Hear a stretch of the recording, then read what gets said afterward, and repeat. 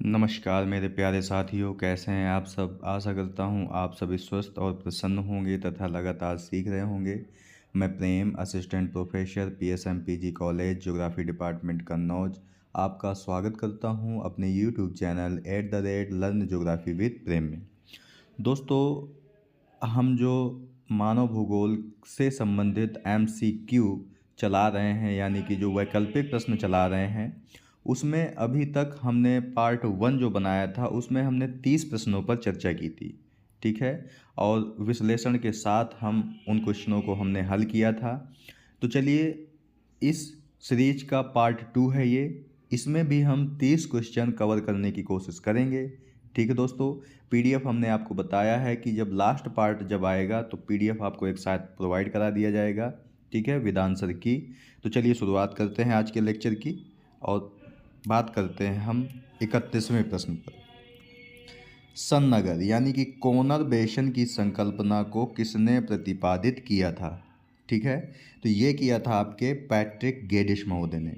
ठीक है, कोनरबेशन का मतलब भी हमने बताया था कि एक रेखा के सहारे जो नगर होते हैं वो इतने बड़े होते चले जाते हैं कि कभी कभार ये मिल जाते हैं और इनके बीच की दूरी ही समाप्त हो जाती है, या कह सकते हैं कि इन्हें आप पहचान ही नहीं सकते कि कौन सा नगर का क्षेत्र कहाँ तक है। ये सभी एक दूसरे में मिल जाते हैं। ठीक है, तो इसे हम कोनरबेशन कहते हैं।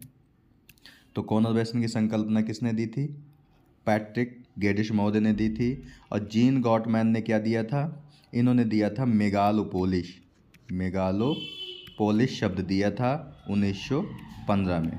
ठीक है दोस्तों, जो मर्फी महोदय थे ये मात्रात्मक क्रांति से संबंधित हैं। ठीक है दोस्तों, तो ये भी आपको पता रखना है।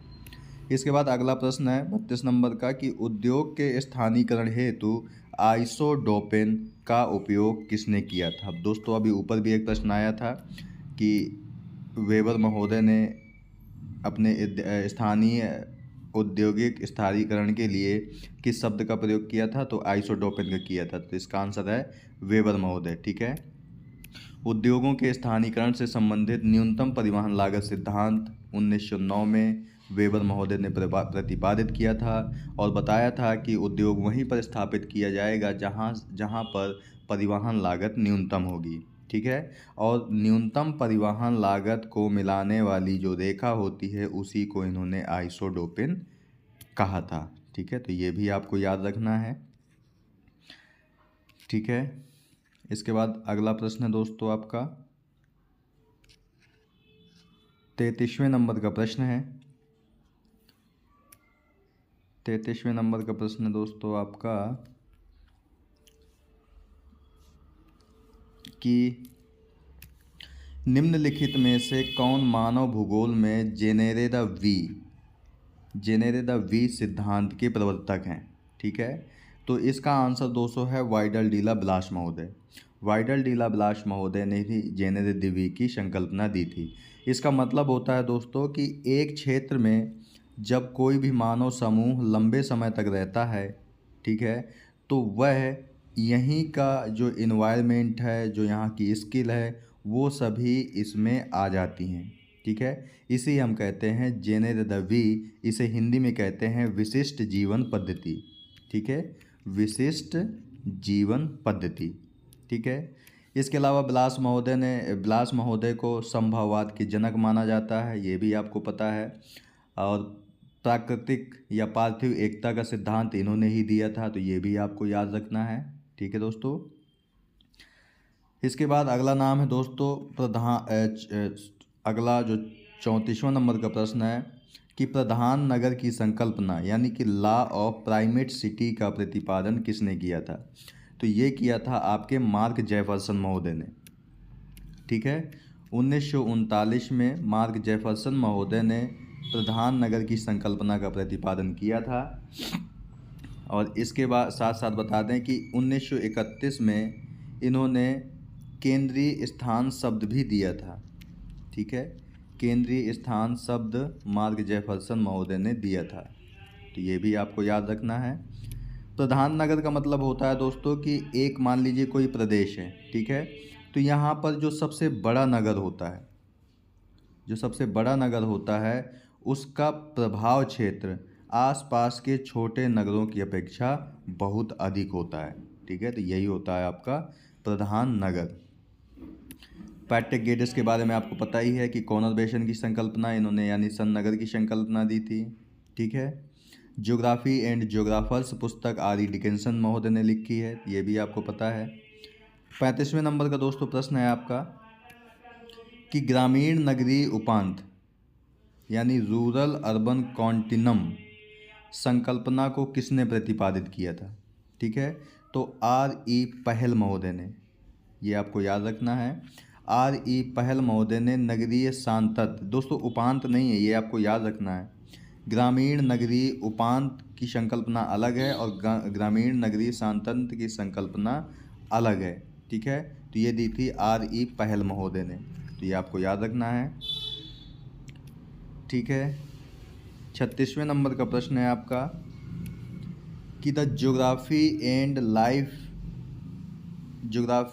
ऑफ लाइफ एंड डेथ के लेखक कौन है। ये आपको बताया था हमने कि एल.डी. स्टाम्प महोदय the geography of life and death पुस्तक के लेखक हैं। इनके बारे में और भी बताया था हमने कि इन्होंने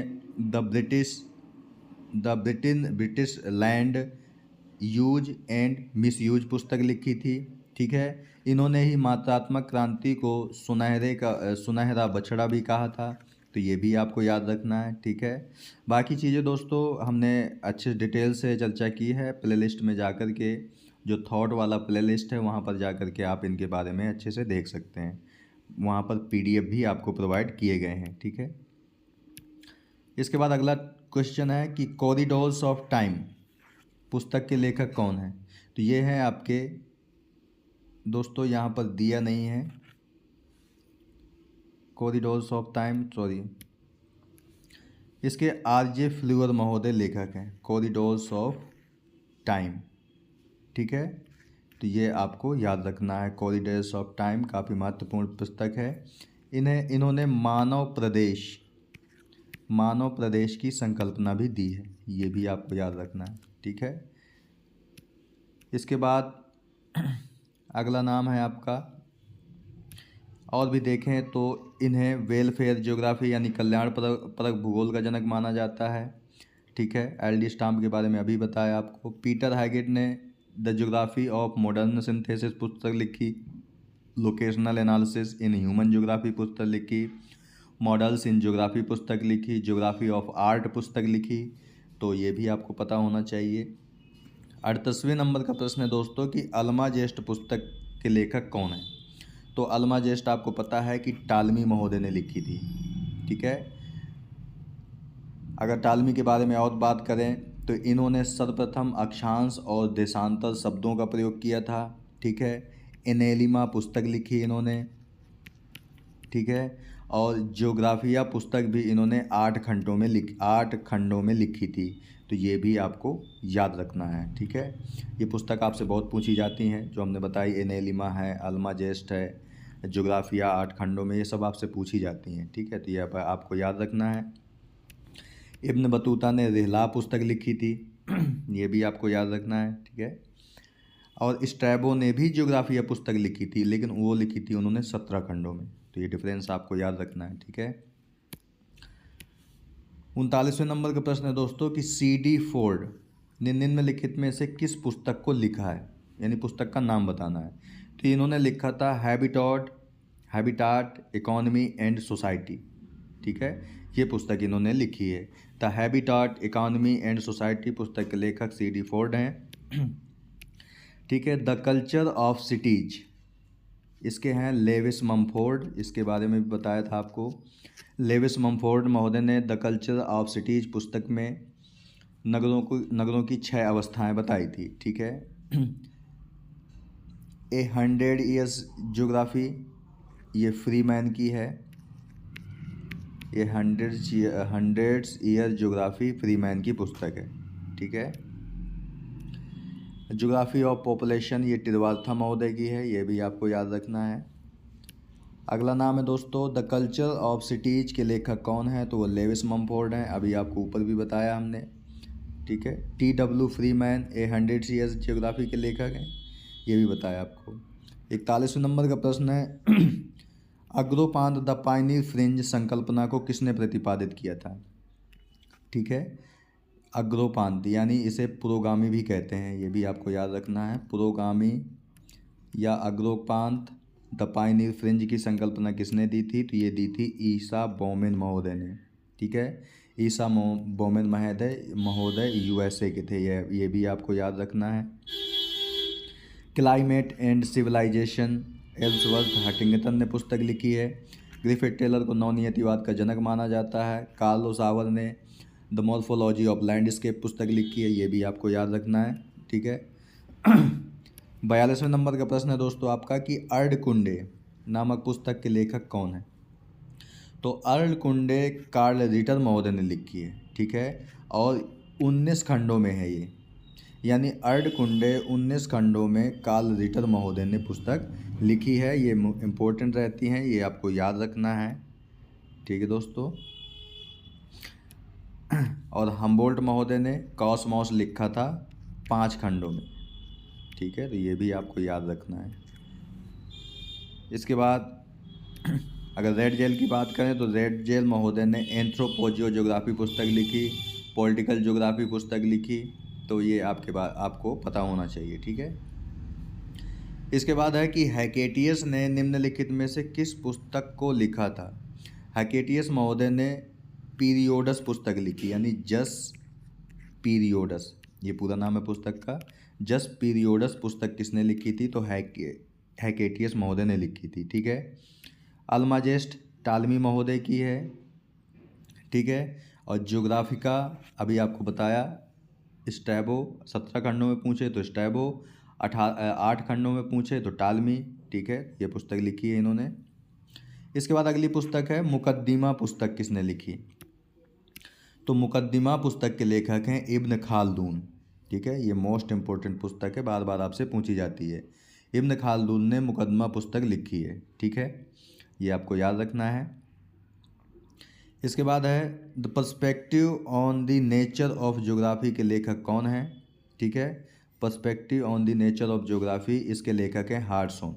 ठीक है, आपको बताया था दोस्तों कि द नेचर ऑफ ज्योग्राफी 1939 में हार्टसोन ने ही लिखी थी, और इसके 20 साल बाद perspective on the nature of geography लिखी थी इन्होंने।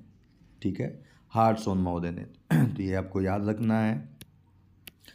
हेटनर को कोरियोलॉजिकल साइंस का जनक माना जाता है, ये भी आपको पता होना चाहिए। एच बैरोज महोदय को मानव परिस्थितिकी यानी ह्यूमन इकोलॉजी का जनक माना जाता है। कार्ल सावर को कल्चरल लैंडस्केप का जनक माना जाता है, तो ये आपको याद रखना है। अब दोस्तों 46वें नंबर का क्वेश्चन है जिसमें आपको मैच कराना है। ठीक है, यानी मिलान करने वाला है। मिलान करने वाले सवालों में हमने बताया आपको कि अगर एक आपको सही पता है या आपको एक गलत पता है तो काफ़ी हद तक आप आंसर तक पहुंच जाते हो। ठीक है, जैसे नेचर ऑफ ज्योग्राफी आपको पता है हार्टसोन की है। Geography a modern synthesis Peter Haggett की है। ज्योग्राफी इन 20th सेंचुरी ये ग्रिफिथ टेलर की है। और एक्सप्लानेशन इन ज्योग्राफी ये डेविड हार्वे की है। ठीक है, तो अब आप आराम से पहुंच सकते हैं। मान लीजिए 1 का 2 आपको पता है और कुछ नहीं पता है, तो देख लेते हैं 1 का 2 किस में है। 1 का 2 दोस्तों 2 विकल्पों में है, ए में है, 2 में है, यानी कि 4 में है। तो आपके ये विकल्प तो सीधे सीधे गलत हो गए। ठीक है, अब मान लीजिए एक और आपको पता है कि explanation in geography David Harvey की है, तो डी का 1, तो डी का 1 किस में है? केवल एक विकल्प में है, इसमें डी का 3 है, तो ये गलत है। आपका आंसर नंबर आपका पहला ही सही है। ठीक है, तो इस प्रकार इसे हल कर सकते हैं। 47वें नंबर का प्रश्न है दोस्तों कि निम्नलिखित विद्वानों में से किसने सर्वप्रथम जियोमॉर्फोलॉजी संकल्पना को प्रतिपादित किया था? यानी जियोमॉर्फोलॉजी की संकल्पना किसने दी थी सर्वप्रथम? तो वो थे आपके अल्बर्ट पेंक। ठीक है, और आप अल्बर्ट पेंक के बारे में बताएं आपको कि इन्होंने जियोमॉर्फिक सिस्टम यानी भूआकृतिक तंत्र संकल्पना का प्रतिपादन किया था। और इन्होंने डेविस महोदय के अपर्दन चक्र की आलोचना करते हुए बताया था कि अपर्दन समय का इंतजार नहीं करता है, या कहने का मतलब है कि उत्थान समाप्त होने का इंतजार नहीं करता है। स्थल रूप में जैसे ही उत्थान प्रारंभ होता है उसमें अपर्दन की प्रक्रिया शुरू हो जाती है। ठीक है, प्रारंभ में अपरदन कम होता है, लेकिन जैसे जैसे इसका उत्थान होता जाता है अपरदन तीव्र होता चला जाता है। ठीक है, तो ये अल्बर्ट पेंक महोदय ने बताया था। इसके बाद 48वें नंबर का प्रश्न है कि निम्नलिखित में से किस भूगोल के संप्रदाय का मत है कि भूगोल मानव कल्याण का मार्ग प्रशस्त करता है। ठीक है, तो मानव कल्याण के बारे में अगर बात करता है कोई संप्रदाय तो वो है क्रांतिपरक भूगोल, क्रांतिपरक। ठीक है, क्रांतिपरक को हम रेडिकल ज्योग्राफी कहते हैं, ये भी आपको याद रखना है। रेडिकल ज्योग्राफी यानी कि रेडिकल ज्योग्राफी क्रांतिपरक भूगोल मानव कल्याण की बात करता है। ठीक है, इसके बाद 49 नंबर का प्रश्न दोस्तों फिर से मैच कराने वाले हैं। इसमें आपको फिर से हम बता दें कि अगर आपको एक पता है सही तब भी आप आंसर तक काफ़ी हद तक पहुंच सकते हो, यदि आपको एक गलत पता है तब भी आप आंसर तक काफ़ी हद तक पहुंच सकते हो। ठीक है, जैसे नियतिवाद के जनक फ्रेडरिक रेडजेल हैं, संभववाद के वाइडल डी लाब्लास हैं, नवनियतिवाद के ग्रिफिथ टेलर महोदय हैं, प्रसंभववाद के OH के स्पेड हैं। अब मान लीजिए एक आपको पता है कि नियतिवाद के जनक फ्रेडरिक रेडजेल हैं, तो 1 का 2, तो इसमें हम देख लेते हैं किस किस में 1 का 2। केवल पहले विकल्प में है 1 का 2 और दूसरे विकल्प में है 1 का 2। ठीक है, यानी कि ये तो आपके सीधे सीधे गलत हो गए, तीसरा और चौथा। अब मान लीजिए एक आपको पता है कि संभववाद के जनक कौन है, वाइडल डी लाब्लास हैं, यानी कि B का 3 किस में है। ठीक है, तो इसमें भी B का 3 है, इसमें भी B का 3 है, इसका मतलब अभी हम आंसर तक नहीं पहुंच सकते। लेकिन नवनियतिवाद के जनक कौन है, ग्रिफिथ टेलर महोदय हैं। ठीक है, नवनियतिवाद के जनक ग्रिफिथ टेलर हैं, यानी कि C का 1 सही है। ठीक है, तो C का 1 किस में है, तो ये दूसरे विकल्प में है, इसका मतलब आपका यही विकल्प सही है। ठीक है, यही विकल्प आपका सही है। इसके बाद अगला क्वेश्चन है दोस्तों आपका कि भूगोल पृथ्वी के तल का क्षेत्र वर्णनी यानी कोरोलॉजिकल साइंस है, ये कथन किसका है। तो कोरोलॉजिकल साइंस शब्द कहीं भी आपको दिखे तो उसका संबंध सीधे सीधे फर्डिनेंड वान रिस्टोफेन का हो जाता है। ठीक है, अगर दोस्तों यहाँ पर बता दें अगर हेटनर का नाम आता, ठीक है, हेटनर अगर होते विकल्प में तो हेटनर महोदय ही सही होते। ठीक है, तो कोरियोलॉजिकल साइंस में 2 चीज़ें आपको याद रखनी है, अगर रिस्टोफेन दिया है विकल्प में और हेटनर नहीं दिया तो रिस्टोफेन सही है, अगर हेटनर दिया है विकल्प में रिस्टोफेन नहीं दिया तो हेटनर सही है। लेकिन अगर रिस्टोफेन और हेटनर दोनों दिए गए हैं विकल्प में तो फिर हेटनर पर आप टिक करेंगे, रिस्टोफेन पर नहीं। ठीक है, तो ये चीज़ें आपको याद रखनी है।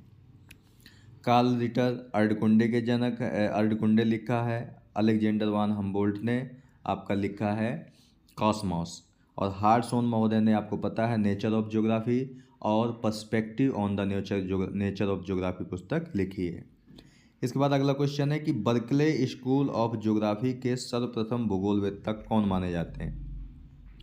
तो बर्कले स्कूल ऑफ ज्योग्राफी का संबंध पहली बात तो USA से है, ये आपको याद रखना है। और ये प्रमुख भूगोलवेत्ता कार्लो सावर महोदय माने जाते हैं। कार्लो सावर महोदय के बारे में पता है आपको कि इन्होंने मॉर्फोलॉजी ऑफ लैंडस्केप लिखा, कल्चरल लैंडस्केप भी लिखा है इन्होंने, तो ये भी आपको पता होना चाहिए। ईसा बोमेन ने पायनीर फ्रिंज की संकल्पना दी है, ये भी आपको पता होना चाहिए।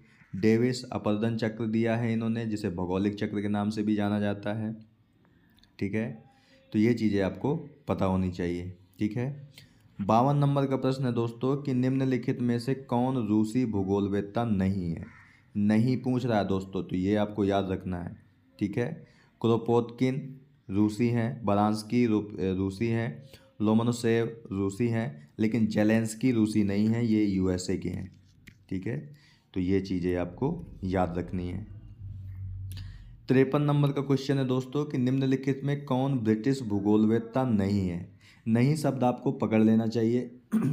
नहीं शब्द हो या गलत शब्द दिया हो या असत्य शब्द दिया हो या विषम शब्द दिया हो, ये एक ही कैटेगरी के शब्द हैं, यानी नेगेटिव ही शब्द हैं। तो इसमें पूछ रहा है कौन ब्रिटिश भूगोलवेत्ता नहीं है।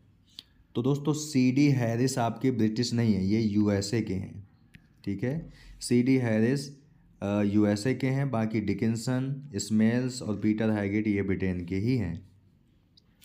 54 नंबर का क्वेश्चन है दोस्तों कि निम्नलिखित में से कौन अमेरिकी भूगोलवेत्ता नहीं है, यानी कौन अमेरिका से संबंधित नहीं है। तो सैलिसबरी है, सीडी हैरिस हैं, विल्बर जेलेंस्की भी यूएसए से हैं, लेकिन लेविस मॉम्फोर्ड का संबंध ब्रिटेन से है। ठीक है, तो ये आपको याद रखना है, लेविस मॉम्फोर्ड ब्रिटेन से संबंधित हैं।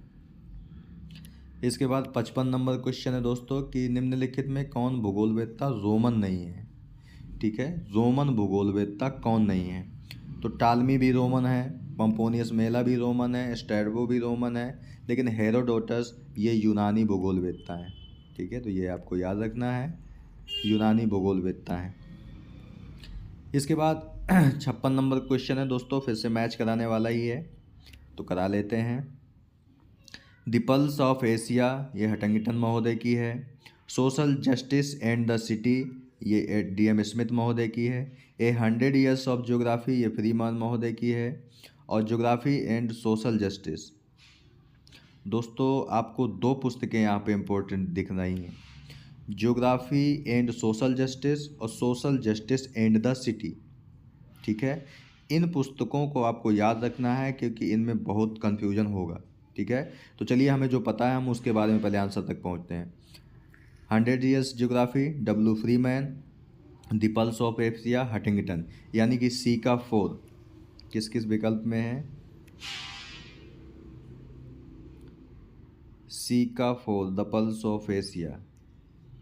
तो सी का 4 दोस्तों केवल एक ही विकल्प में है, आपका सा विकल्प में।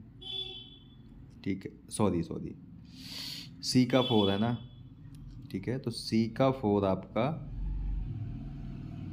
दो विकल्पों में है, एक तो दूसरे में है, एक तो दा में है, यानी कि ये दो विकल्प तो आपके सीधे सीधे गलत हो गए। ठीक है, अब हमें पता है कि डी का 1 सही है।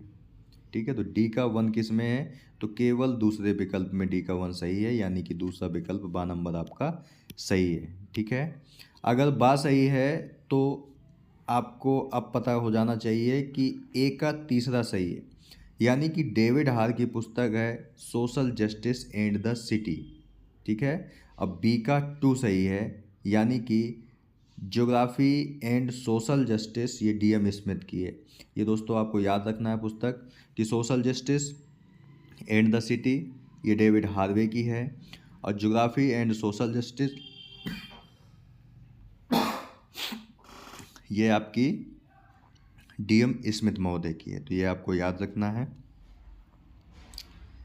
ठीक है, तो 12 नंबर सही है इसका। 57 नंबर का क्वेश्चन है दोस्तों आपका, प्रसंभववाद यानी प्रोबेबिलिज्म। देखो दोस्तों ये संभववाद नहीं है, संभववाद होता है आपका पॉसिबिलिज्म, लेकिन ये प्रोबेबिलिज्म है यानी प्रसंभववाद है। ठीक है, तो इसके जनक कौन है, OHK स्पेट महोदय हैं, तो ये आपको याद रखना है। और संभववाद के जनक कौन है, ब्लास महोदय हैं। ठीक है, परिवर्तन प्रकृति का नियम है, ये जीन ब्रूनजे महोदय ने ही दिया था। ठीक है, BJL बेरी को मात्रात्मक क्रांति से संबंधित माना जाता है, तो ये भी आपको याद रखना है। इसके बाद अगला प्रश्न है दोस्तों कि मानव भूगोल के अतिरिक्त रेड जेल ने महत्वपूर्ण योगदान किस में दिया है। तो मानव भूगोल के लिए तो इन्होंने एंथ्रोपोजियोग्राफी पुस्तक लिखी थी, और राजनीतिक भूगोल पुस्तक भी इन्होंने लिखी है, पॉलिटिस्ट ज्योग्राफी। ठीक है, इसलिए इनका संबंध मानव भूगोल से भी है योगदान, और राजनीतिक भूगोल में भी है। ठीक है, रेड जेल को मानव भूगोल का जनक भी माना जाता है और राजनीतिक भूगोल का भी जनक माना जाता है। ठीक है, और राजनीतिक भूगोल जनक में ही राजनीतिक भूगोल पुस्तक में ही इन्होंने लेबेंसराम की संकल्पना दी थी। लेबेंसराम की संकल्पना, इसे ही लिविंग स्पेस की संकल्पना भी कहते हो आप। ठीक है, लिविंग स्टेट, स्पेस नहीं सॉरी, तो लिविंग स्टेट की संकल्पना और लेबेंसराम की संकल्पना ये भी रेड जेल से ही संबंधित हैं, और नियतिवाद का जनक रेड जेल महोदय को माना ही जाता है, आपको पता है। 1950 के दशक में भूगोल में निम्नलिखित में से किस पक्ष पर सर्वाधिक बल दिया जाता था। ठीक है, तो आपको पता है, हमने कई बार बताया कि 1950 और 60 का जो दशक था, यानी इन दोनों का जो मध्य का समय था, उसमें भूगोल में मात्रात्मक विधियों और मॉडलों का बहुत अधिक प्रयोग किया जाने लगा था। सांख्यिकी विधियों, मात्रात्मक विधियों, मॉडलों का, गणित का बहुत अधिक प्रयोग किया जाता था, जिससे भूगोल में मात्रात्मक क्रांति की शुरुआत हुई थी। ठीक है। और मात्रात्मक क्रांति मानव व्यवहार से संबंधित नहीं है, यानी कि वो मानव व्यवहार को महत्वपूर्ण नहीं मानती थी, इसीलिए इसकी आलोचना भी शुरू हुई थी। और इसके बाद फिर आए थे आदर्शवाद, रेडिकल ज्योग्राफी, वेलफेयर ज्योग्राफी, व्यवहार परक भूगोल, मानवता परक भूगोल, ये सब भूगोल आए थे आपके। ठीक है। तो आपका दूसरा विकल्प सही है। मानव परिस्थितिकी पर आपको पता है एच बैरोज महोदय ने काम किया है। ठीक है। सामाजिक मुद्दों के भौगोलिक पक्षों पर वेलफेयर ज्योग्राफी यानी कल्याण परक भूगोल ने अधिक बात की है। ठीक है। इसके बाद दोस्तों 60वें नंबर का प्रश्न है आपका।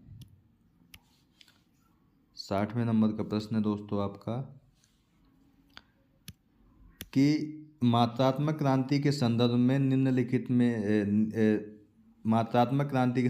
निम्नलिखित कथनों पर विचार कीजिए और निम्नांकित कूट में से सही का उत्तर चुनिए। ठीक है दोस्तों, इस प्रकार के जब प्रश्न होते हैं तो आपको कुछ चीज़ें याद रखनी होती हैं।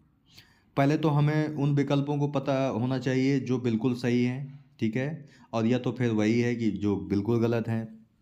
जैसे मात्रात्मक क्रांति के बारे में पूछ रहा है, ये क्षेत्रीय भिन्नता पर केंद्रित है। अब आपको पता है कि ये सही है कि गलत है, अगर नहीं है पता तो रहने दीजिए। इसने भूगोल को स्थानिक ज्यामिति यानी स्पेस ज्योमेट्री तक सीमित कर दिया, तो ये बिल्कुल सही बात है, क्योंकि हमने बताया था आपको कि इसमें गणितीय विधियों का अधिक प्रयोग किया गया। तो दो विकल्प सही है आपका। तो अब आप देख लीजिए कि दो विकल्प किन किन विकल्पों में है। तो पहले में है, दूसरे में है, चौथे में है, यानी कि 7 नंबर आपका गलत हो गया, इसमें नहीं है। ठीक है।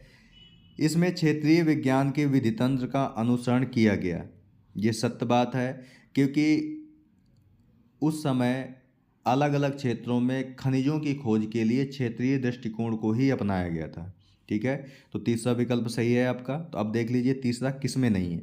तो आपके चौथे विकल्प में तीसरा नहीं है, यानी कि ये भी आपका गलत हो गया। अब बचे आपके पास दो विकल्प। ठीक है। इसने क्षेत्रीय संरचना की विधियों के विकास में भी सहायता की। विधियाँ आपकी शब्द आ गया।